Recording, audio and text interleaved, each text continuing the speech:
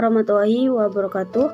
Kembali lagi dengan saya Siti Rofiqatul Hasanah, NIM E 2019-2172.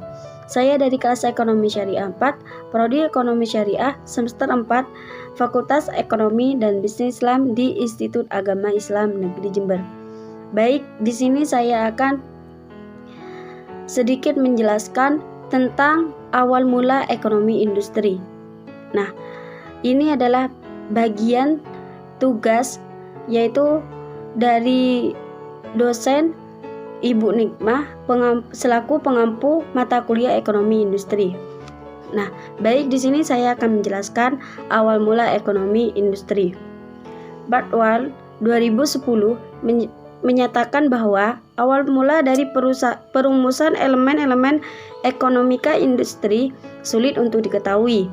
Mengacu pada Humphrey 1940 dan Shepherd 1972, Bartwal 2010 menyatakan bahwa sejumlah bahasan terkait praktik monopoli dan beberapa elemen lain dari ekonomika industri sudah ada sejak tahun 2100 sebelum Masehi.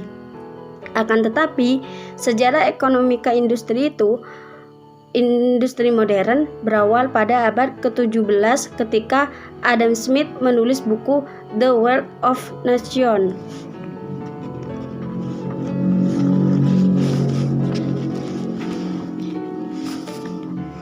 Awal mula teori perusahaan yang dikemukakan oleh Smith dianggap sebagai sumber lahirnya ekonomi industri kontemporer atau biasa disebut the mother of the contemporary industrial economics.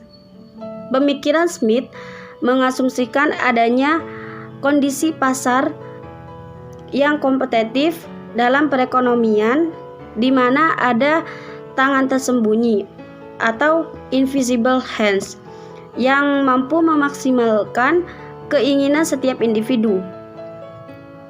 Kontribusi utama Adam Smith yang selanjutnya menjadi basis acuan ekonomika industri adalah konsep pembagian kerja atau division of labor dan penentuan harga produk dan penentuan harga produk.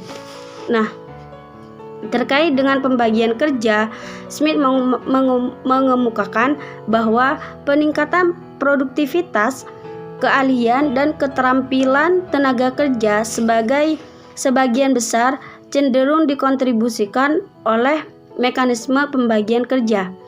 Terkait dengan penentuan harga, Smith memperkenalkan konsep harga pasar atau market price yang ditentukan oleh pasar dan konsep harga alamiah atau natural price yang ditentukan berdasarkan faktor produksi tenaga kerja yang diperlukan dalam proses produksi. Pemikiran Smith menjadi basis untuk analisis price cost margin untuk industri pada pasar persaingan sempurna. Nah, pada periode selanjutnya, pertengahan abad ke-18 hingga pertengahan abad ke-19, analisis ekonomi terkait aktivitas industri lebih banyak berkuat pada metodologi dalam menganalisis perilaku ekonomi perusahaan dan industri. Aliran pemikiran Jevons mengikuti metode yang sifatnya abstrak, mengacu pada pola pikir deduktif yang bertujuan untuk menguji hipotesis teori perusahaan. Sementara itu, aliran pemikiran lainnya yang menyebut diri mereka aliran historical school mengacu pada pola pikir induktif melalui pendekatan empiris. Aliran historical school tidak terlalu memperhatikan asumsi-asumsi dalam memahami perilaku perusahaan atau industri, tetapi lebih terfokus pada pengumpulan fakta-fakta tentang perusahaan dan industri untuk mengetahui perilaku perusahaan industri tersebut. Tokoh yang berada pada aliran ini adalah yaitu sebagai berikut: Allen, Sargent Florence, Berle dan Mintz, W.G. Hoffman, dan Mason. Meskipun demikian, Pada waktu berikutnya terdapat ekonomi seperti Alfred Marshall dan J.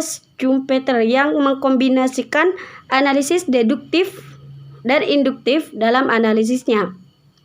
Nah, kontribusi pemikiran terhadap ekonomi ke industri pada fase ini berupa teori permintaan,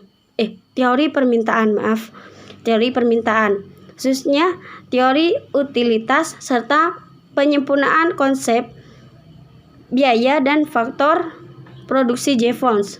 Pada fase ini pula, Jevons bersama F.Y. Edgeworth berkontribusi dalam penetapan asumsi untuk penyamaan harga dan biaya rata-rata. Dan selanjutnya, eliminasi Excel profit. Selanjutnya, J.B. Clark dan F. Knight berhasil memperbaiki model pasar persaingan sempurna Jevons dan Edgeworth menjadi seperti yang kita kenal saat ini. Nah, itu merupakan awal mula adanya ekonomi industri. Semoga apa yang saya sampaikan bermanfaat untuk kalian. Apabila ada kata-kata yang salah dan yang belum bisa dipahami, saya mohon maaf. Wassalamualaikum warahmatullahi wabarakatuh.